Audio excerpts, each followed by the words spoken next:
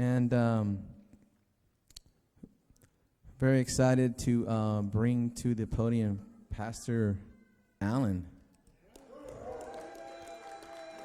Here you go, brother. Thank you, brother. All right. Thank you all for being here this morning. My name is Alan, or Pastor Alan, or what do they youth call me? Uncle Pastor Alan or something. Today is June 5th, or day 811 of 15 days to slow the spread. So we're grateful that y'all are here. So the title of my message this morning is The Smartest Man in the Room. Some of you are elbowing your spouse. He's talking about me. Some of you are wondering if I'm going to name names. And so you might want to hear me out, though, before you raise your hand. Wanting to be the smartest person in the room is a bit like waiting to cast the first stone.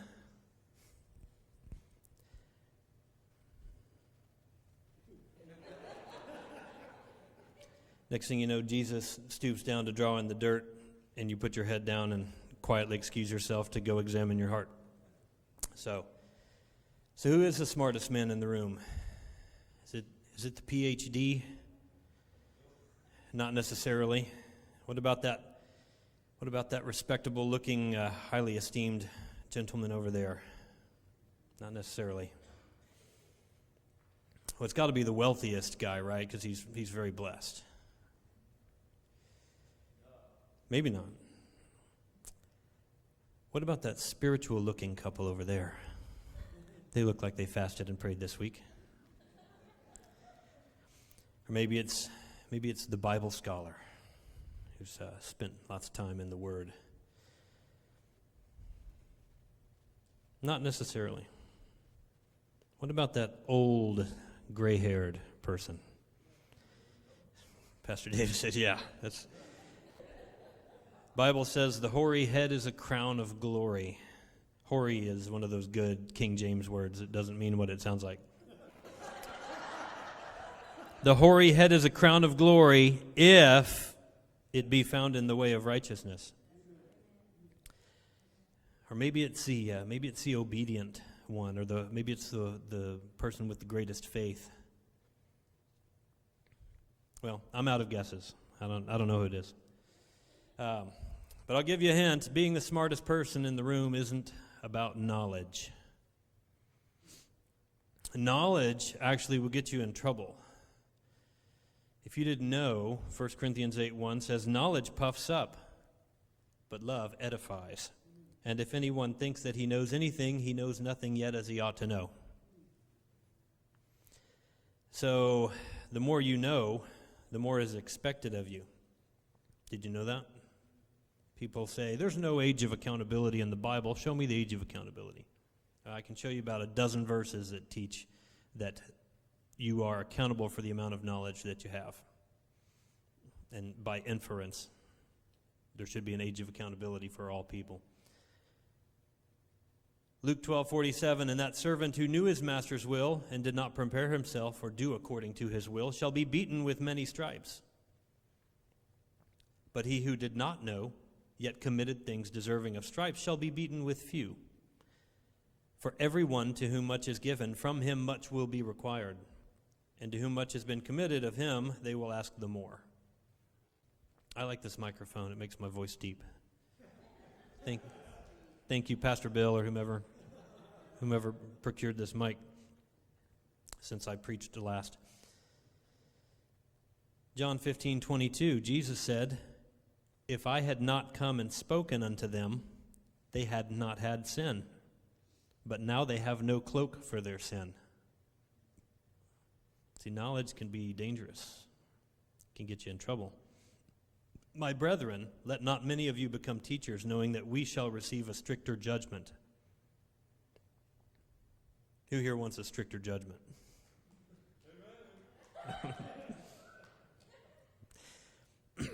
So being the smartest is not just about having wisdom either. James 3 describes two types of wisdom. One is earthly and evil. But if you have bitter envy and self-seeking in your hearts, do not boast and lie against the truth. This wisdom does not descend from above, but is earthly, sensual, demonic. For where envy and self-seeking exist, confusion and every evil thing are there. And do not think for a moment that because we're believers, and we have Jesus in our hearts, that we're exempt from the stinking thinking that can accompany having a little bit of knowledge. You get a little piece of knowledge, and man, I have this truth, and everybody's going to know about it now. I'm going to make sure that everybody else has the same truth that I have now. I'm going to go set everything straight. I've had a semester of college. I'm an intellectual now. I'm going to go set everything aright. Religious pride can be ugly and condescending. And the devil lurks in our fears and insecurities. There's nothing like your own insecurities to bring out the worst in you, make you defensive and argumentative. The devil loves to stir up within us a judgmental spirit. You know, one of the problems with the devil is that he likes to work in half-truths. And you know, every time he comes around with a half-truth, we poor mortals, we always tend to get a hold of the wrong half and grab onto it. God expects more from you and me than to be right all the time. How many of you love to be right all the time? Your spouse will raise your hand for you if you're not. Sometimes, guys, we are so sure that we're right, the ends begin to justify the means, don't they? The Apostle Paul had the equivalent of 2 PhDs by the time he was 21 years old, and he zealously persecuted the church with them. We love being right. Are you so sure that you're right? Are you sure enough to burn heretics? The church has done that. Are you so sure that you're right that you're ready to go out and separate the wheat from the tares? I can tell the difference, right? If you know the passage, you know that's not a good idea.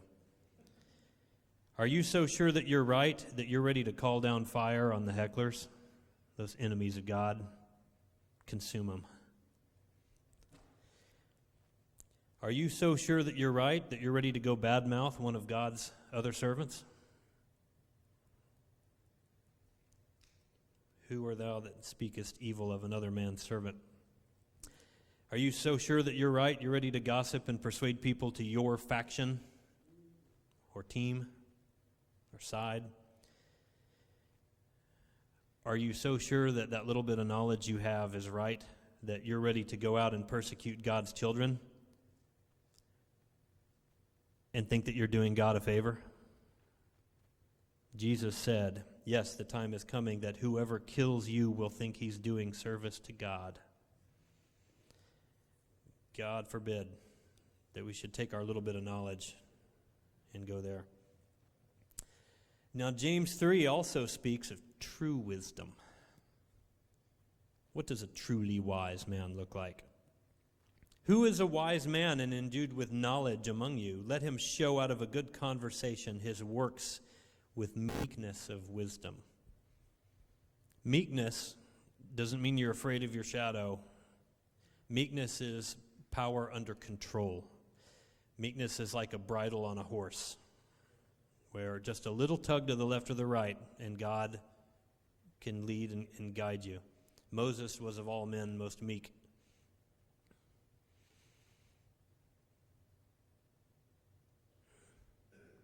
Verse 17, James 3. But the wisdom that is from above is first pure, then peaceable, gentle, and easy to be entreated, full of mercy and good fruits, without partiality and without hypocrisy. And the fruit of righteousness is sown in peace of them that make peace. Praise God.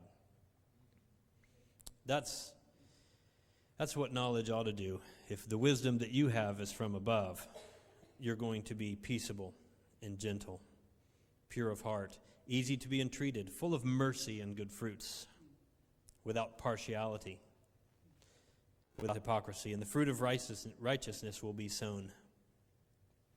Real knowledge doesn't puff your head up. Real knowledge lets the air out of the balloon. Now, as far as I know, no one here is getting married today, but I'd like to go to 1 Corinthians 13. Is that okay to read 1 Corinthians 13 here without a wedding? Okay. Though I speak with the tongues of men and angels, but have not love, I have become sounding brass or a clanging cymbal. And though I have the gift of prophecy and understand all mysteries and all knowledge, and though I have all faith so that I could remove mountains, but have not love, I am nothing. And though I bestow all my goods to feed the poor, and though I give my body to be burned, but have not love, it profits me nothing. Who here speaks angel? Does anybody speak angel? Just right here in front row. Me neither. All right. So who in this room has a prophetic gift, a gift of prophecy? I imagine some of you do. Raise your hand if you understand all mysteries.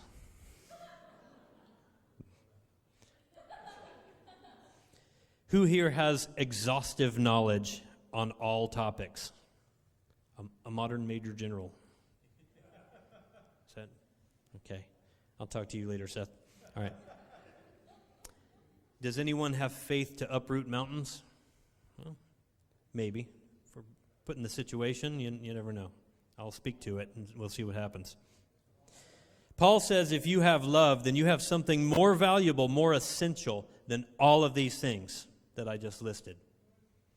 Praise God. But Paul doesn't stop there. I'm sure that some of you give to the poor, maybe all of you. Rochelle and I give to the poor. But have we bestowed all our earthly goods to feed the poor?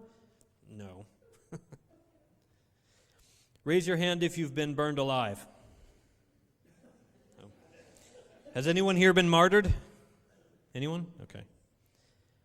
Paul says, even if you made the ultimate sacrifice but were not acting in love, it profited you nothing. I don't know about you, but I mean, man, I look at somebody with that kind of commitment and I think, wow, an admiration, right? But if there was not love, it profited them nothing. What a terrible investment. But the person who loves is richer in the sight of God than one who has made great sacrifices, received all the education that you can get, and walked in all of the religious accomplishments that we can dream up. Somebody that has love is richer in the sight of God. You see, love was God's plan from the very beginning. In the beginning, God created man, not to glorify him, as some systems of theology teach. If God created man to glorify him, I think he sure got cheated. Don't you? Right? In the beginning, God created man to be his friend. He walked with Adam in the evening in the cool of the garden. He created this garden paradise to have fellowship and genuine interaction with his created being. We were created in the image of God to have fellowship with him. What God is in the infinite, we are in the finite. The attributes that God has in the infinite, we have them in finite miniature. Tiny. My wife bought these little gummy bears, and they're like this big. They're like, I called them gummy fetuses, and I got some strange looks at the party, but they're like this big. I mean, gummy bears are small enough, right? I don't know why they make them that small, but they're like little, okay. But we are finite miniature of the attributes of God. That's what it means to be created in God's image. He has an intellect, and so do we. He has creative capacity and imagination, so do we. God has the ability to choose. He's a moral agent, and we have the ability to choose as well.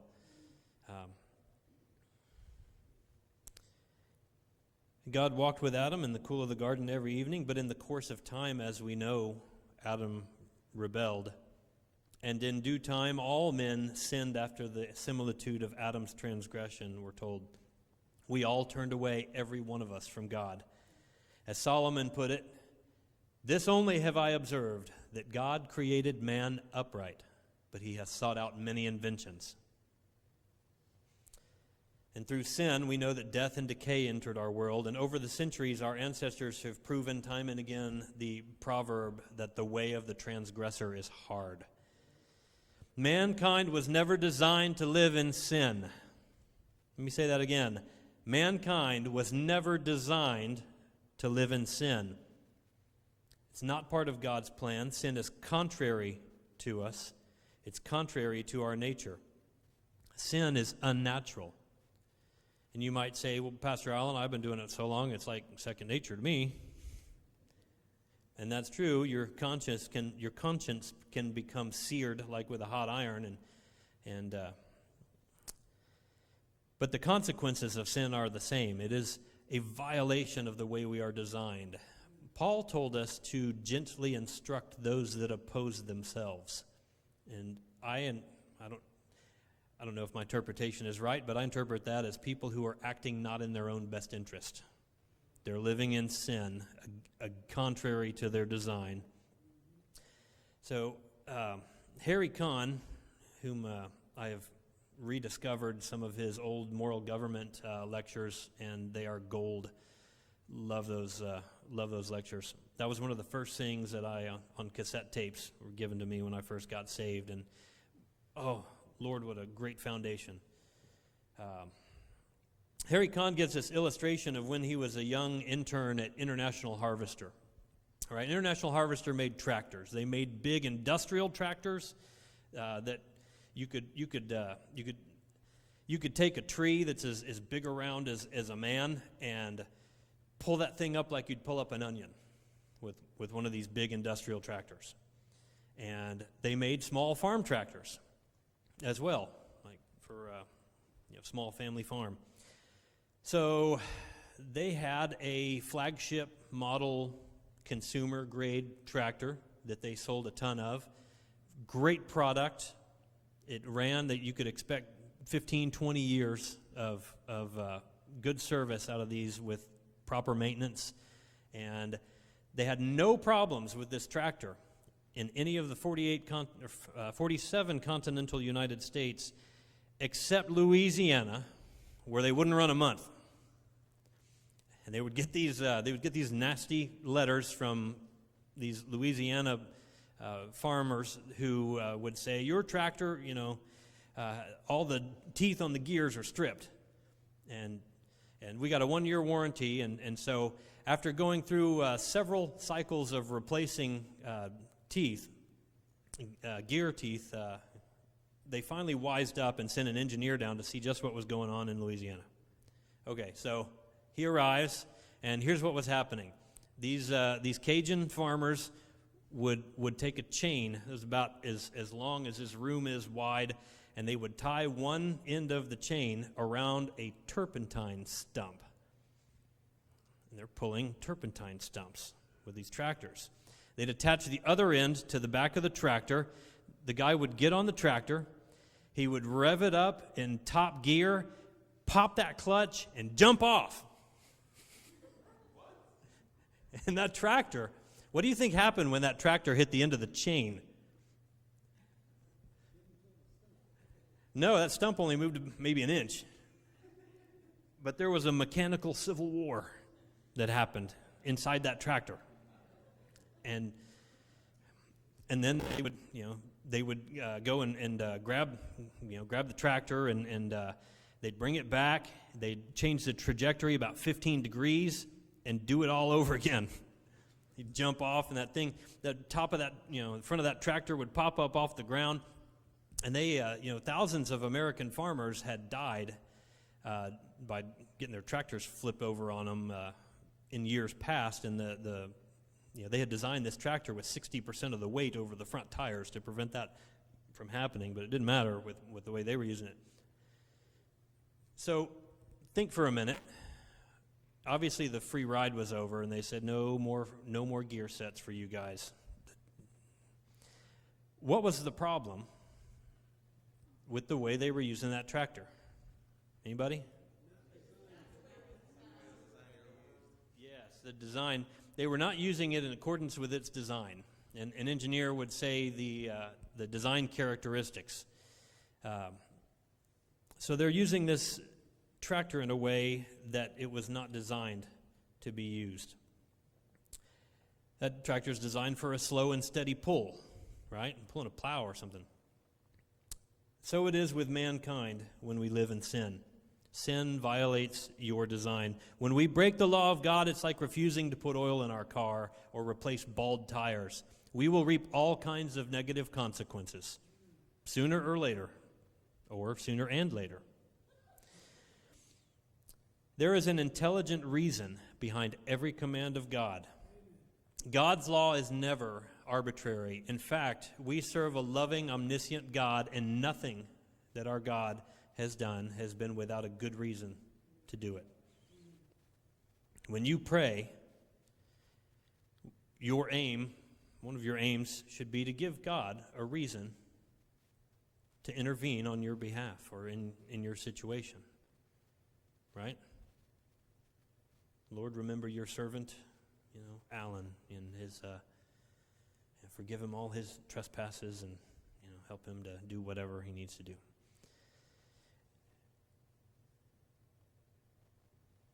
Every command of God exists to secure the highest amount of good for his children. The Bible says that the end of the commandment, or the purpose of the commandment, is love from a pure heart. All of God's laws were given to produce loving obedience from a pure heart. Human beings were made to love one another and God and to be loved. God's perfect law of love is the most intelligent way to live. So, given all of the above that we just discussed, if you haven't already figured it out, the smartest man in the room ought to be the most loving and the most humble.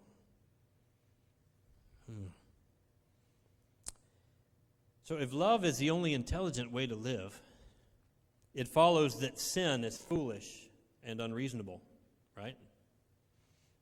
Sin damages our own souls when we act selfishly, just as it damages our souls when others sin against us. There's a chain reaction. You've heard the saying, victims become victimizers. Noah Webster made this observation when he wasn't writing dictionaries. All of the miseries and evils which men suffer from vice, crime, ambition, injustice, oppression, slavery, and war proceed from their despising or neglecting the precepts contained in the Bible. It's kind of odd, isn't it, that people pay psychologists $100 an hour to help them out with their guilt. Do they not know they could go see the preacher and he'd do it for free? Assuming that you can find a preacher who can take them to the cross and where they can meet Jesus and have their guilt absolved and the forgiveness that's found there. Philosophy can't fix guilt. Psychiatry can't fix guilt. You know why? Because God put that guilt there. It's by design. When we live contrary to his law, it's like an alarm clock. And you might be able to hit the snooze a few times, but it's going to keep going off until you deal with it, or until your conscience is permanently seared, or you have a come to Jesus meeting. So now I don't have the time this morning to really get into the moral government of God and how God governs the different aspects of his creation, other than to say that God primarily governs mankind with reason, with influence, with persuasion. Let's look at a few scriptures. I have called, and ye refused. I have stretched out my hand, and no man regarded. Ye have set at naught all my counsel, and would have none of my reproof. Proverbs 1:24-25. And again, the Lord's voice crieth unto the city, and the man of wisdom shall see thy name. And again, arise, go to Nineveh, that great city, and cry against it, for their wickedness is come before me. And again, come now, let us reason together, saith the Lord. Though your sins be as scarlet, they shall be white as snow. Though they be red like crimson, they shall be like wool. If ye be willing and obedient, ye shall eat the good of the land. And again, how shall they believe in him of whom they've not heard? And how shall they hear without a preacher? These are all examples of God reaching out, pursuing his creation, his rebellious creatures, to speak the truth to him that they might turn. We can see from these and many other verses that God preaches truth to people to appeal to them, that they might hear and repent and be saved. As I mentioned, all of us are made in God's image. And we will never know God or his truth exhaustively, but we can know something. God has revealed some things, a lot of some things. And because God has revealed himself to us through his word, in spite of our fallen state, God expects a response. He expects us to use our faculties that he gave us to seek him and to search the scriptures. In case you didn't know it, that is how sinners find God.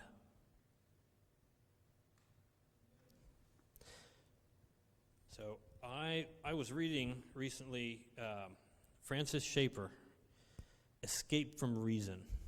Great little book from like 1968. And it is amazing how prescient some of his predictions are, and how much of what is obvious to us now in the culture was nascent back then. It was budding. Not butting, but budding like a flower. Okay. There could have been no Reformation and no Reformation culture in Northern Europe without the realization that God had spoken to man in the Scriptures, and that therefore we know something truly about God because God revealed it to man. It is an important principle to remember in the contemporary interest in communication and in language study, that the biblical presentation is that though we do not have exhaustive truth, we have from the Bible what I term true truth. In this way, we know true truth about God, true truth about man, and something truly about nature. Thus, on the basis of the Scriptures, while we do not have exhaustive knowledge, we have true and unified knowledge. We thus know something wonderful about man. Among other things, we know his origin and who he is. He is made in the image of God. Man is not only wonderful when he is born again as a Christian, he is also wonderful as God made him in his image. Man has value because of who he was originally before the fall. And I frequently see people talk about how we are utterly worthless and dead, especially the Calvinist teachers talk about how God does 100% of salvation, and he comes to us, he animates us, he decides for us, he puts the desires in there that weren't there. I mean, we're totally passive in the whole thing, and God just comes and does it all. I don't read that in my Bible. And of course, I think that it's not doing any credit to God to run down man. Let's read a little bit more from Schaeffer about what he says about fallen man. The Reformation and the Scriptures say that man cannot do anything to save himself, but he can with reason search the Scriptures, which touch not only religious truth but also history and the cosmos. He not only is able to search the Scriptures as the whole man, including his reason, but he has the responsibility to do so.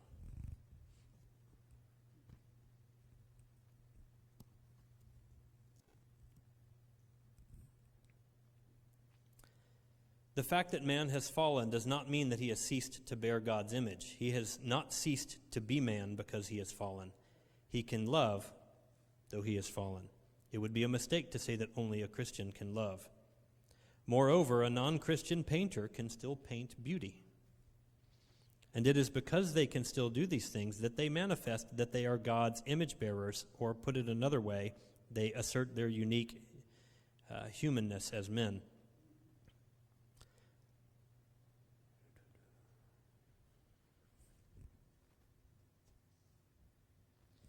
The Bible teaches that though man is hopelessly lost, he is not nothing.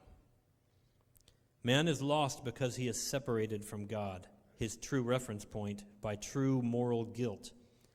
But he will never be nothing. Therein lies the horror of his lostness. For man to be lost in all his uniqueness and wonder is tragic. We must not belittle man's achievements in science, for instance. Man's achievements demonstrate that he is not junk, though the ends to which he puts them show how lost he is. Our forefathers, though they believed man was lost, had no problem concerning man's significance. Man can influence history, including his own eternity, and that of others. This view sees man as something wonderful. And I think it's easy to go. Too far in attempting to glorify God. We misrepresent where and who man is. You know what else is interesting to me to note is that the Bible has a higher opinion of man's innate value than does the modern world.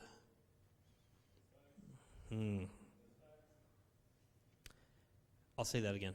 The Bible has a higher opinion of man's innate value than does the modern world, which depicts man variously as a parasite on the earth host, as a complex animal,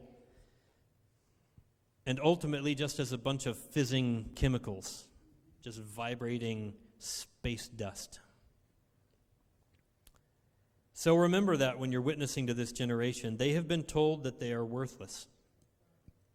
Yet every person that you meet, every person that you know cannot help but long for significance, which they will never find in their philosophy. Their systems of philosophy are broken, and they don't allow for meaning. But that doesn't mean that they're not human anymore. They've just been educated away from their common sense. I believe one of the reasons why this culture is running headlong away from reason and truth is that it's just a continuation of the long war against God. It's been going on for millennia.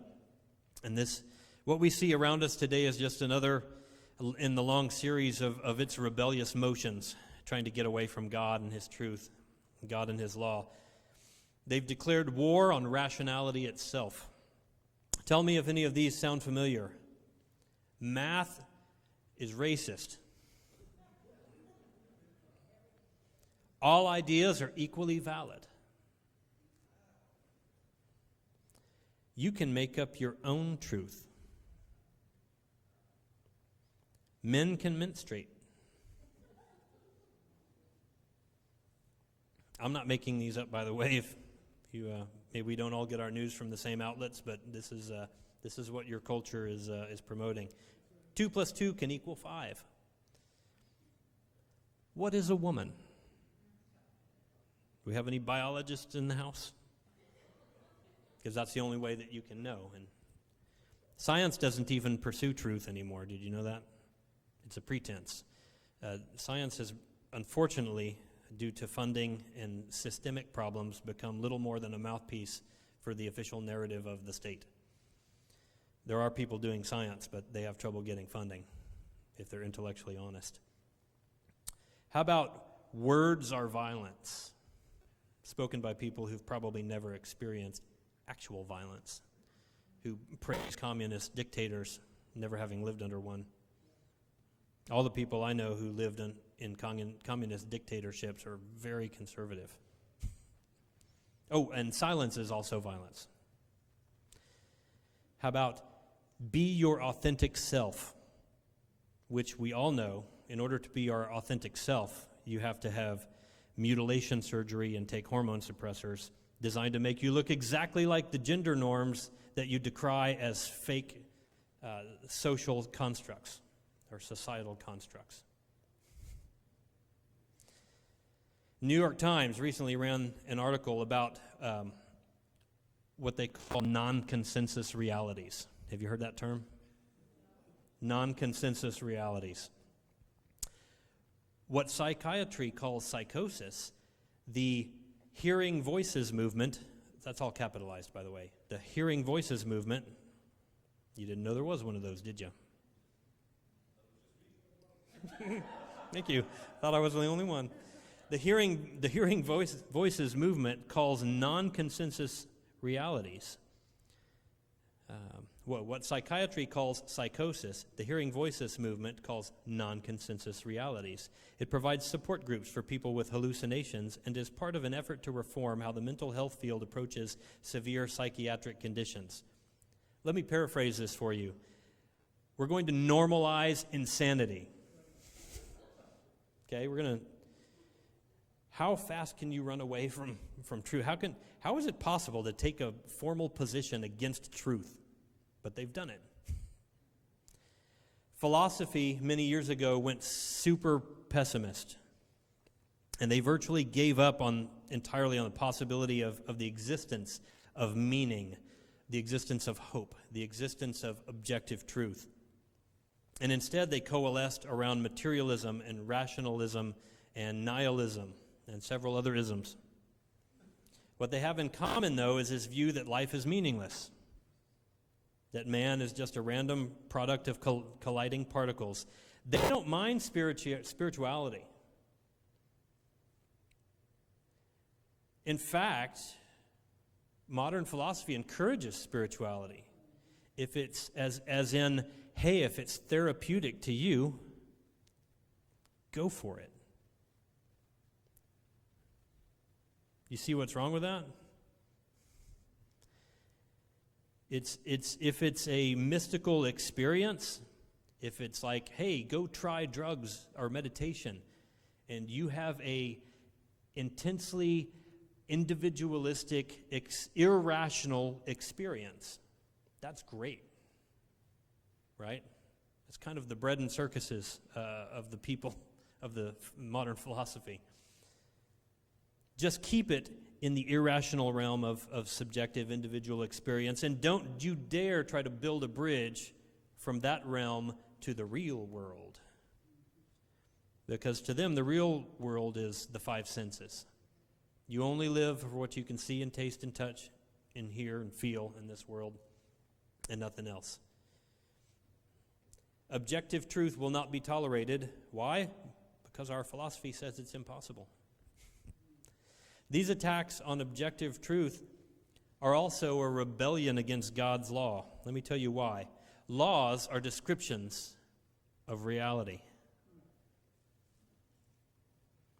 You watch enough things fall to the ground, and you formulate a law of gravity to describe your repeated, predictable observations. Laws are statements of observed truth. God's law is no different. Did you know that the 10 Commandments did not create any new obligation to God? Were you aware that the 10 Commandments didn't introduce any new moral obligation? They merely defined what our obligation toward God always had been and always will be. When I said God's law is not arbitrary, God's law is built into the very fabric of the nature of what He created and how He created us. It couldn't be otherwise. And if God's laws reflect timeless truths, it follows that embracing a philosophical position against truth is a way to undermine the law of God. Friends, if we don't understand how our culture views spiritual things, how they use words, we will not be able to reach them. We may have the answers, but we can't communicate truth without some type of common language. Words are tools. Much of the philosophies that we're looking at here have even encroached into Christian theology. And they're keeping people from hearing and understanding. You know, Harry Kahn used to say that the devil's main realm of endeavor today is not in the bars. Right? Does the devil need to go into the bars and get people to sin, to hook up and get drunk? No. It's not in the dens of sin where we might think. No, the devil's main realm of endeavor is in theology.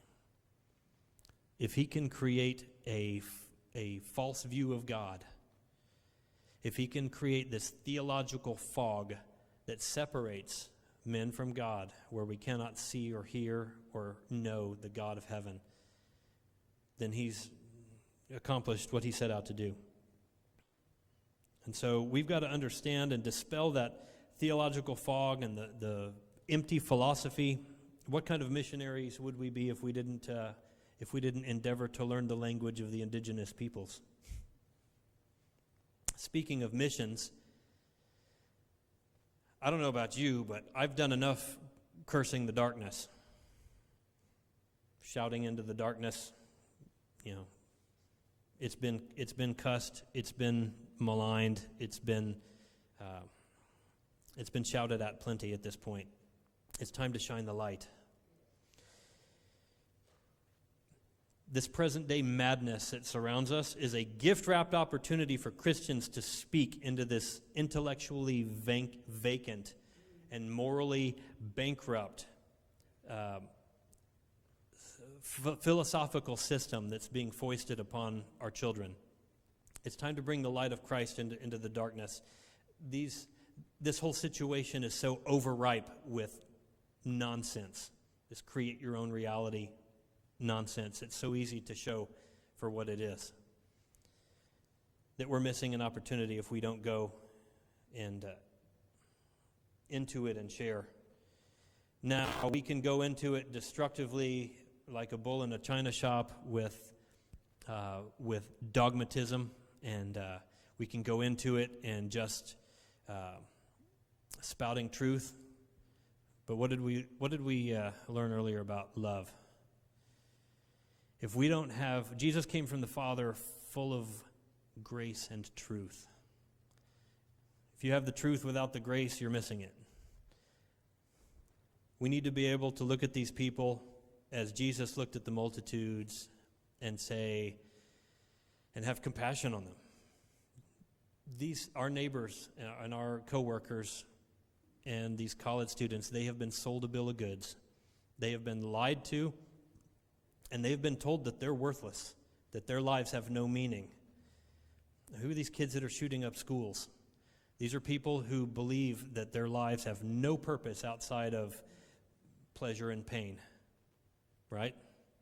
What an empty, void philosophy that's been pushed on them. And God help them.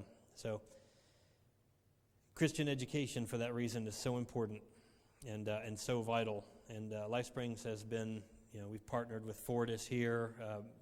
Pastor Bill is part of another school, Warriors Academy, as the head of school. And being involved in Christian education is essential because, kids are not born with empty philosophy. They're a blank slate.